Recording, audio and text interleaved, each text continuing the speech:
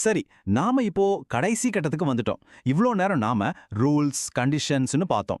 இப்போ இந்த ஐடிசிய வெறும் ஒரு அக்கவுண்டிங் வேலையா பார்க்காம, நம்ம பிசினஸோட ஒரு முக்கியமான ஸ்ட்ராட்டஜியா எப்படி மாத்துறதுன்னு பார்க்கலாம். மறுபடியும் அதே பாயிண்ட்டுக்கு வருவோம். ஒரு செயினோட பலம் அதோட பலவீனமான கண்ணிய பொறுத்து தான் இருக்கும்.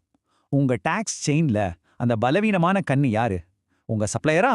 இல்ல இந்த விதிகளை சரியா புரிஞ்சுக்காத நாமா? யோசிச்சு பாருங்க.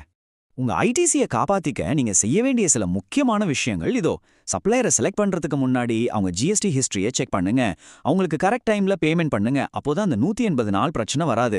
மாசம் மாசம் உங்க ஜிஎஸ்டிஆர் 2B ஒரு தடவை பாத்துருங்க. கிரெடிட்லாம் சரியா வருதான்னு.